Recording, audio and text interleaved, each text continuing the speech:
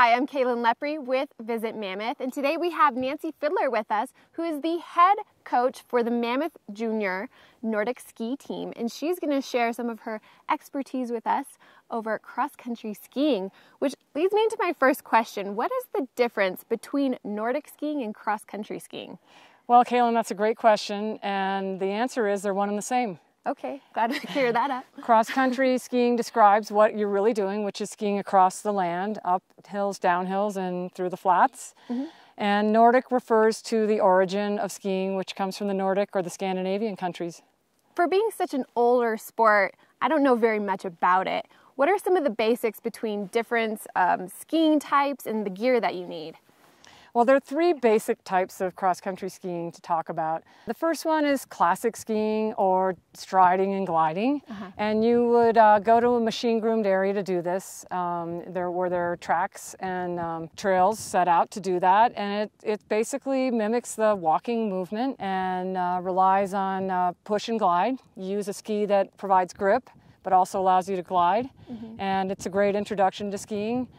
Skating is a little more fancier or faster and looks great out there when you get it down. It requires a different type of ski, and that ski has no grip because you're moving the ski side to side and propelling yourself that way. A third way to ski is ski touring, which takes you out away from groomed trails, and you would probably make your own track and use a wider ski that might have a metal edge, might have fish scales, or you might actually apply a skin to a smooth base ski.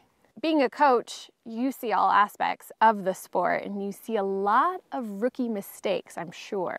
What are some of these mistakes and what advice do you have for our viewers to avoid those mistakes? Well, I like the idea of taking a lesson before you really go out for a day of cross-country skiing. It's also really important to understand that there's a fitness component to it, and it's very aerobic, so you'll get warm.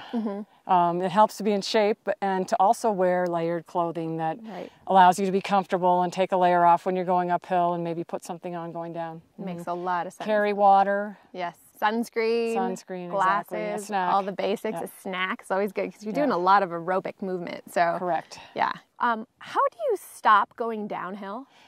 Stopping is crucial. You may choose to get out of the track if you're classic skiing and go right down the middle in a wedge or a snowplow. So if you're an alpine skier, this will come fairly naturally to you. Or stay in the track and take one ski out, do a half wedge, which will also slow you down. Okay, that's really good to know. And what are some of the rewards of cross-country skiing? Well, what I really love about cross-country skiing is you get the endorphin rush from going out and pushing yourself a little bit, but you get to go to some beautiful places. You've got views, you have some wildlife sometimes, and I just like the outdoor landscape in winter. I think it's really beautiful. It's always stunning to get outside, and it's really quiet. Sometimes you're out there and you're by yourself or the person you're with, and it's just you and nature. And what about locations? What do you recommend as far as places to start out from?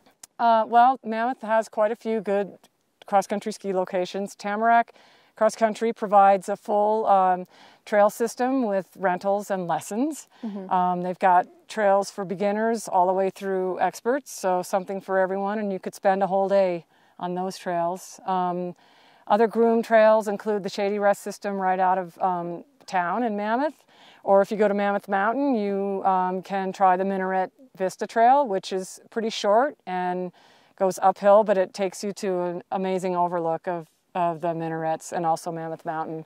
So there's lots of options for all levels, and you can always go to the Welcome Center just when you get into town. It's right at the beginning of town, and they have the most up-to-date information as far as conditions and how to get a lesson, and lots of information on that. So go visit them as well. And Nancy, thank you so much for your time. Thank you for having me. Absolutely. This segment has been brought to you in part by the Inyo National Forest that wants to remind you to leave no trace.